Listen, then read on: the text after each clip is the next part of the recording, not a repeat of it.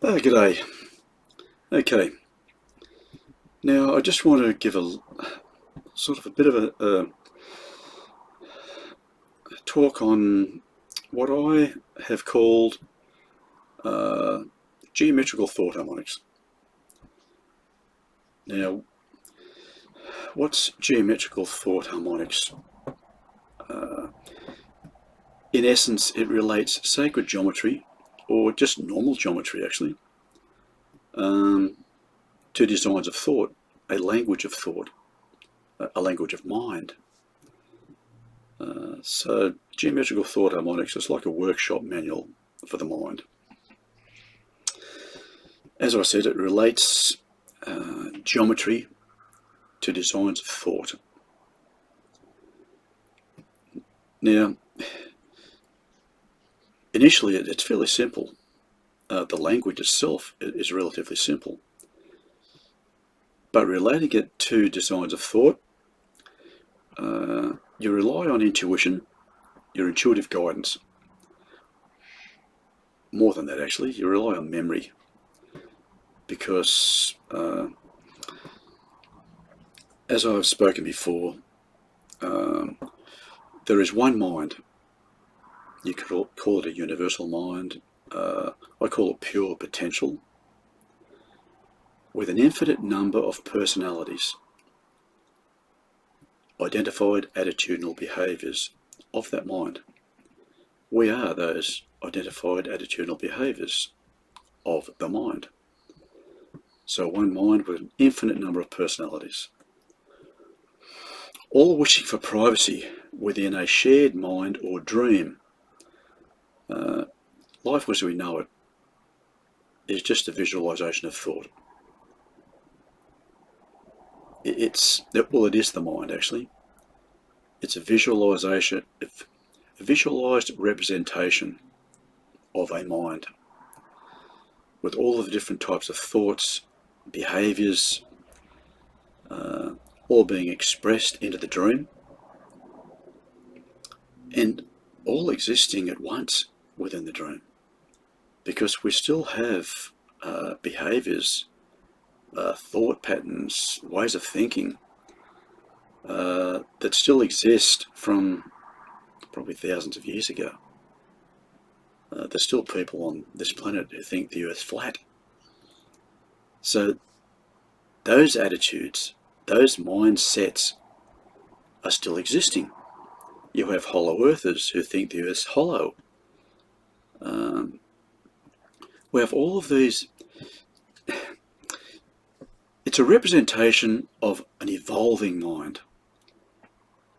As our awareness grows, as our understanding grows of what we are, of how the mind or how our thoughts work,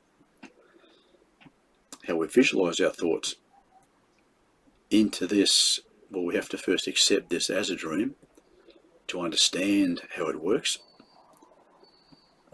And really a dream is an interactive visualization of conscious thought, or a virtualized environmental construct of mind. A virtualized environmental construct of mind. Virtual reality. Now, when we interact with that virtual reality, interaction allows an entity to influence and be influenced by an environment. To influence and be influenced by that environment. Now, dependent upon your way of thinking,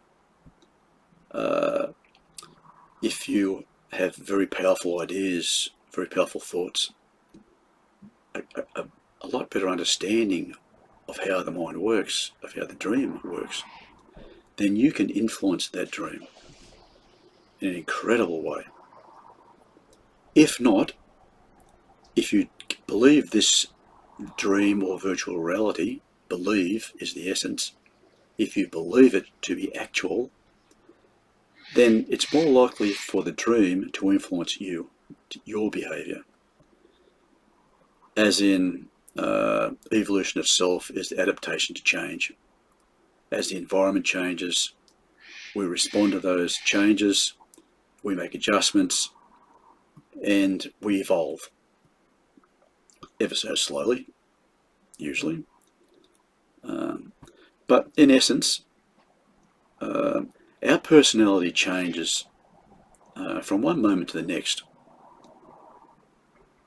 It depends upon, like I said, we adapt to our environment. Environment is circumstantial surroundings or conditions. So as the environment changes, or as our needs change, so as a single person, we really only need to care about ourselves, what we do, how we affect others. So as a single person, your attitudinal behaviour, your personality, your identified attitudinal behaviour will be a certain way. You'll behave in a certain way because you're a single person, carefree, whatever. If you take on a partner and have children, your behaviour must change again to consider the partner and to protect the children, to educate the children. So you need to change your behaviour. Your identified attitudinal behaviour, your personality, will change again. Now, because we live in a capitalist system, we need to make money. Everything has a cost. We need to buy a house and all that sort of stuff, put food on the table. Our identified attitudinal behaviour, our personality, must change again. We must become financially savvy on how to compete to earn an income. So, as I said, our personality changes all of the time, but it's still us. We just have different behaviours as responses to environmental changes, life pattern changes. Now the mind is the same. One mind with an infinite number of personalities, identified attitudinal behaviours, adapting to changes in circumstantial surroundings or conditions.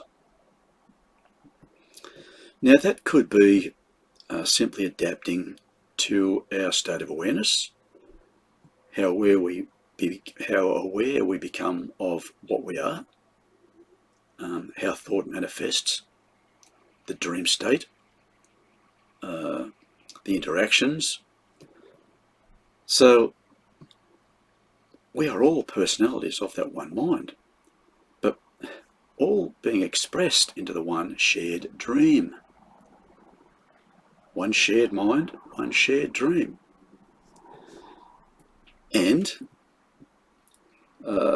if you have an infinite number of personalities sharing the one dream or the one mind, they're going to be wishing for privacy, as we all do.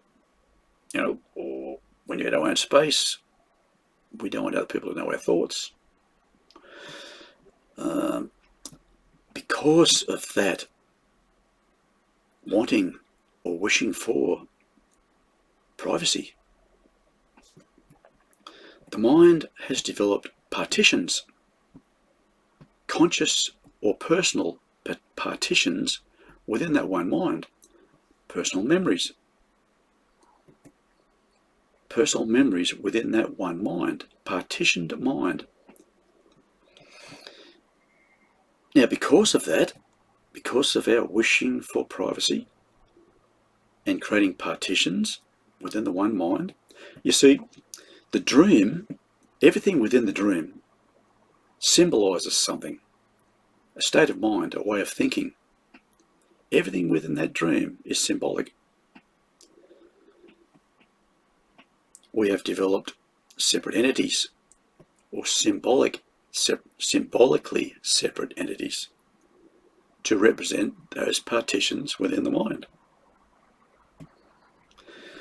We have developed, let's say,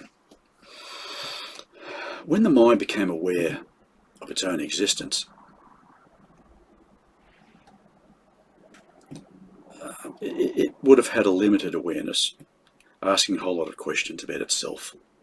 In essence, becoming aware that it exists, not knowing why it exists, where it is, how it came about.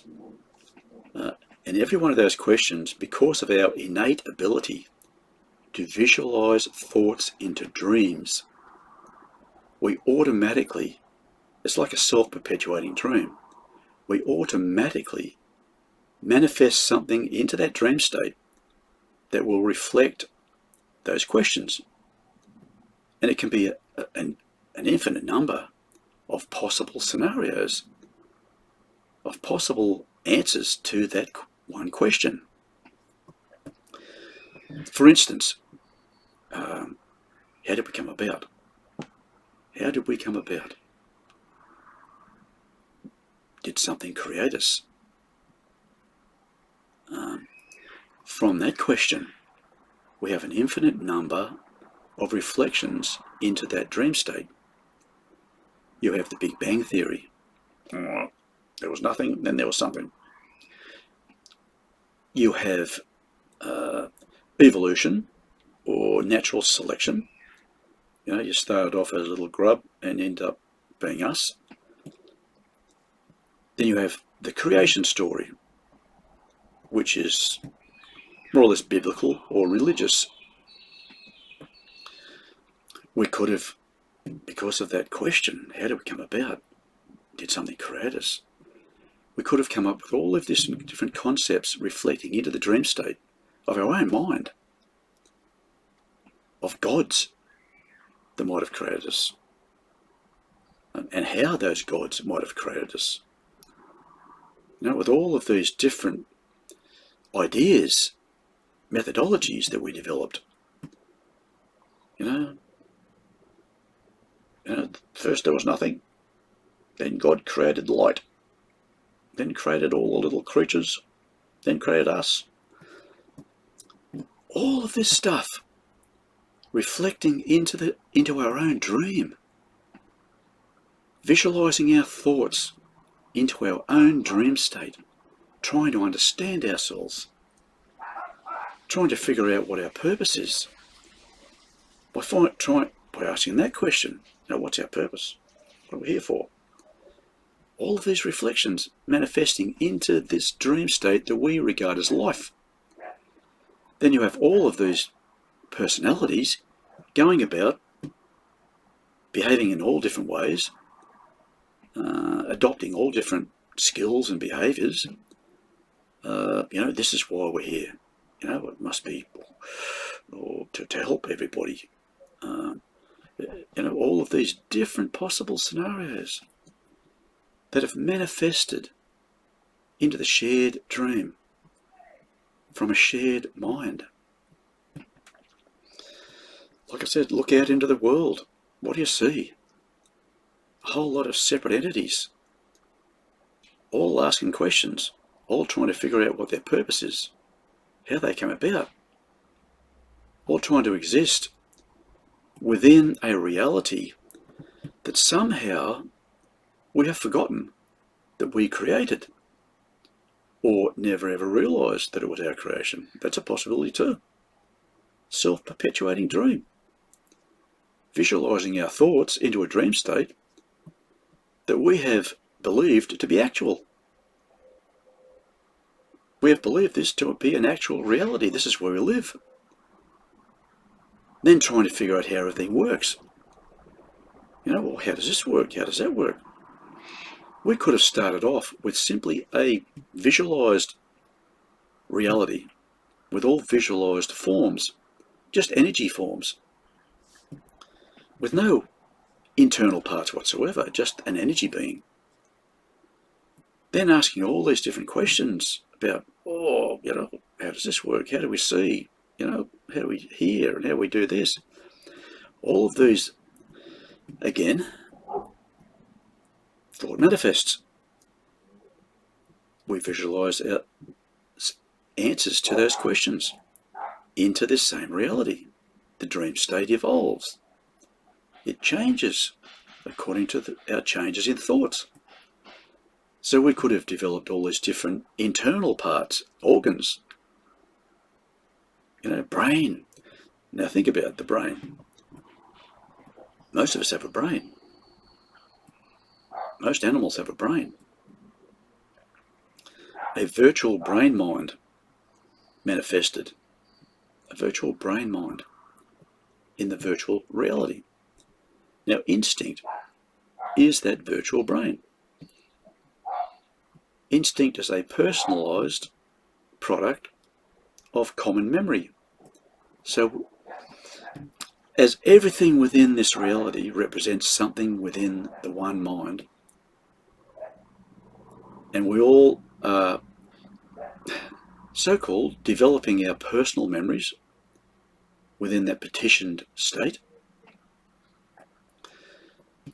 but we all are linked to that one particular dream. It's a shared dream with common memory. We all virtually see this reality the same way, mostly. Common memory, common logic, a common logic reality. We all experience this reality. Like I said, virtually the same. We can be subjected to the similar methodologies. We all feel warmth, cold. We all need to. Somehow we came to the conclusion that we needed energy, even though we are just energy. Everything is just visualized energy, because thought itself is energy. You have unpurposed thought or unpurposed energy, pure potential. Then you have purposed thought or purposed energy, designs of thought, intentional thought, agendas. So you have all of this stuff going on in this reality. And we actualized our personal reality, or our personal dream, the virtual brain. We actualized a physical brain as a representation within the dream state of that virtual brain mind. The virtual brain mind. What created virtual reality. So, like I said, we've manifested all of this stuff, brains and lungs and all of these organs within our system, heart. And we have all of these sort of, I call it illusions and delusions. But everything, like I said, is symbolic. So everything within the body symbolizes a state of mind, how we believe something works, what we believe its purpose is. So we've developed all these different ways of thinking of, what's the heart do? The heart. We have all of these different assumptions of heart energy, all these different chakras, that we've more or less, they were again possible answers to our questions. Well, this is probably how it works. Well, that's probably how it works. We have all these energy systems within our body. It fascinates me. It fascinates me that we are just the one mind, but we have actualized all of our different personalities into a dream state, all interacting with one another, trying to figure out why we're here, how we came about, how to behave, because when we're by ourselves, we don't need to be concerned about anybody else. But when we form groups, communities, societies, that doesn't work anymore, because you can't just do what you want when you want, because you step on everybody else's toes. And they don't like it. It causes conflict. So we developed morals. codes of conduct within a social group, so we don't step on each other's toes. Or when we do, we just say, sorry, try not to do it again. Sometimes we don't mean it. But like I said, this reality is amazing, what we've done. But we believed it to be real. Belief, in essence, is a declaration of personal preference, which is choice. Belief is a choice. We choose to accept something that's true because we prefer it to be that way. So we have all of these belief systems interacting with one another, and most of the time conflicting with one another, because we all think we're right. Now, I believe it's this way. Nah, you're wrong. Your belief's wrong. We have wars. We have all sorts of stuff going on, trying to prove who's right and who's wrong, when it's not real at all. We're just thinking and visualizing our thoughts. That's what it is. All we're doing is thinking about stuff and visualizing our thoughts. Thought itself is a response to or an opinion of an environment. A response to or an opinion of circumstantial surroundings or conditions. Circumstantial surroundings or conditions. Now, those circumstantial surroundings or conditions can simply mean the condition that our mind's in, our state of mind, how we think, how we feel about ourselves, about the visualizations that we're visualizing into this dream state. So how we feel about the self, how we feel about our circumstantial surroundings or conditions, and how we feel about the experiences that we're having within those circumstantial surroundings or conditions, within that environment. Self-perpetuating dream fascinates me. From simplicity into complexity. We create all these methodologies on how things work, how things came about, atoms and molecules and all this sort of stuff. Atomic theories. Every methodology that we create, we become governed by. It's a belief system that we have developed. This is how we believe it is. This is how we believe it all works. So then, the manifestation becomes more complicated, more restricted, because it has to go through all of these steps on how to manifest. Oh, to create this, we've got to do this, we've got to do that, we've got to have this, we've got to have that. What we've done is that now manifesting and visualizing our thoughts into the dream state, has become so slow. It's become time-governed. We now live within a time-governed existence because of our methodologies. We have to follow this step, then the next step, then the next step. That's how it all works. And it's not how it works at all. It's just how we have believed it to be. Therefore, we become governed by our belief systems. And we're all fighting amongst ourselves on who's right and who's wrong, like I said. We all have partial awareness of what we are and how everything works. A limited awareness. A limited information. In essence, we're all ignorant of how everything works. Limited information, restricted information, and limited awareness. So really, it's all about competitive ignorance. We're all competing against each other to figure out who's right and who's wrong. But if we always have partial awareness, is anyone ever right? Because we're only partially right. But we're fighting amongst the part that we have and the part that someone else has. Well, my partial awareness is better than your partial awareness.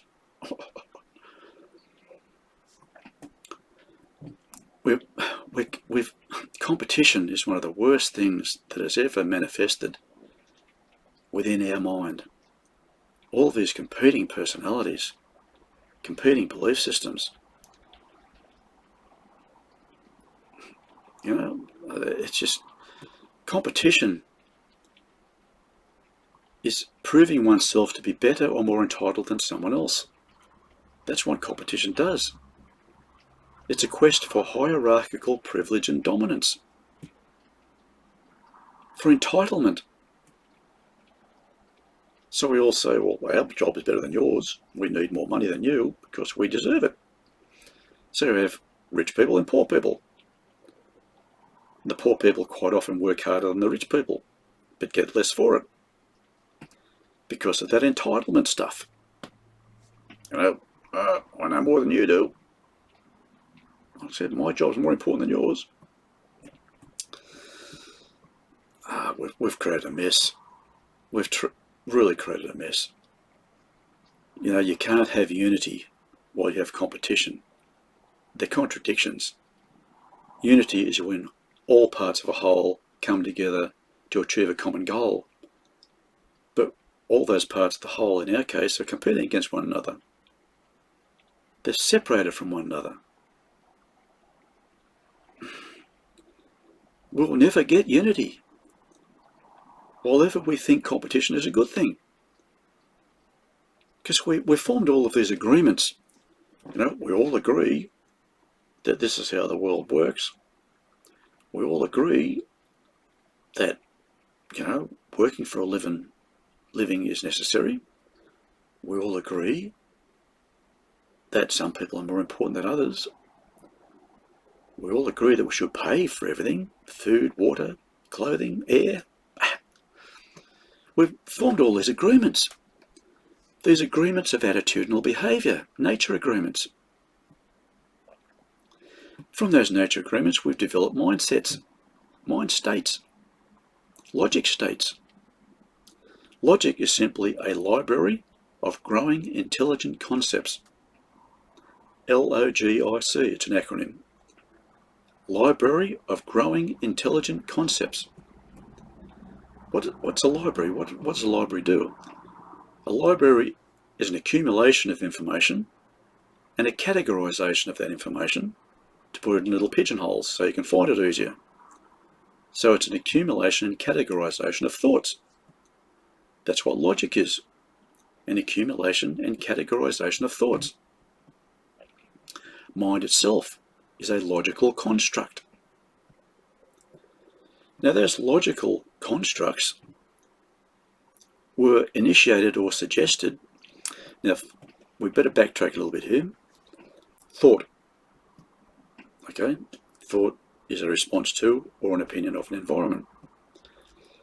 But there is emotional thought, there is mental thought, and there's physical thought. Now, to simplify that, to make it sound, so it makes sense, we have hypothetical thought, which is a suggestion. So emotion is suggestive or hypothetical. We have theoretical thought. Now, to form a theory, we detail the suggestion. So mental thought details the suggestion of emotional thought to form a theory. It's just a detailed hypothesis. Then we experiment with the details in the physical. The physical is an experiment. We experiment with the details, with the theories, to form practices. Hypothetical, theoretical, practical. That's how thought manifests, from a suggestion to a detailed suggestion and to a practical application of those details to bring our thoughts into the physical, into the dream state. Like I said, it amazes me. It really amazes me. Now, it's really up to us now to try and simplify things. But to simplify things, we need to accept what we are, what this so-called reality is. If we don't do that, we're going to make it even more complicated and even harder to exist within. Always competing, always fighting amongst ourselves to see who's right and wrong, proving ourselves more worthy than somebody else. It's just craziness. So that was just a brief summary of how everything is, how it all became the way it is.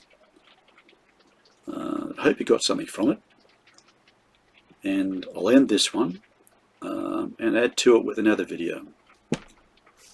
Thank you.